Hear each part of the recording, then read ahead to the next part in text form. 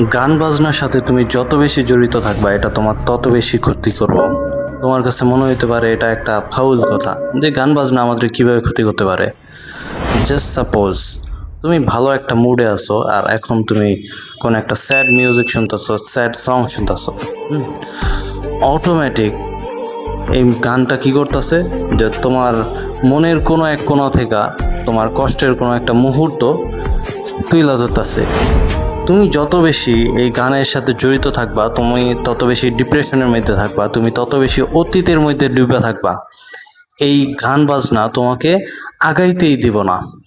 আবার just suppose যে তুমি একটা সিগমা সং শুনতেছো বা ফঙ্ক মিউজিক শুনতেছো, তোমার মধ্যে একটা অ্যাটিটিউড কাজ করতেছে যে আরে অগরে দেখা দিম দুনিয়ারে, আজকে দেখা দিম যে আমি কোন চ্যাটের বাল, আমি এই করতে পারবো সেই করতে পারবো, এরকম দুনিয়ারে দেখা দিম।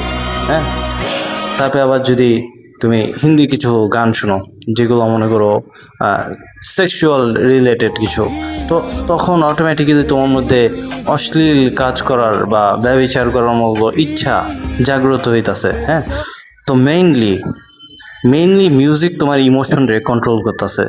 মেইনলি মিউজিক তোমার পুরোপুরি তোমার লাইফটারে কন্ট্রোল করতে হয়। তুমি যদি নিজের লাইফটা ঠিক করতে চাও তাহলে অবশ্যই মিউজিক থেকে একদমই বিরত থাকো। হ্যাঁ, তুমি কোন মিউজিক শুনতে পারো?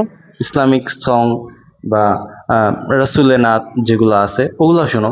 তবুও তুমি যদি মিউজিক থেকে বিরত থাকতে চাও যে মিউজিক বাদে আমি কি করব, তাহলে তুমি মিউজিক ছাড়া গেম খেলো, গেমে ডুবা থাকো, নো প্রবলেম। বাট মিউজিকের মধ্যে যত বেশি ডুবা থাকবা মিউজিক তোমারে তত বেশি পিছিয়ে রাখবো। এমনকি গান বাজনা কখনো তোমারে আল্লাহ ভীরু হইতে দেব না, তোমারে আল্লাহ তাআলা থেকে, তোমার ইসলাম থেকে, কোরআন থেকে, এগুলো থেকে একদমই বিরত রাখবো। যেমন তুমি মনে করো সকাল থেকে ঘুমের থেকে উঠা কোরআন তেলাওয়াত শুনতেছো, একটু পর তুমি কোনো একটা গান শুনলা, সেই গানটা শোনা শেষ করার পর তুমি যদি আবারও কোরআন তেলাওয়াত শোনার চেষ্টা করো, তোমার কাছে কোরআন তেলাওয়াতটা বিরক্তিকর লাগবে, তোমার মাইন্ডে মানে এটা জিনিসটা সাপোর্টই করবো না, তবে যে দূরও এটা মজা পাইতাছি না, গান বাজনা শুনি, তখন তোমার আবার ওই গানের মধ্যে ডুবে রাখবো।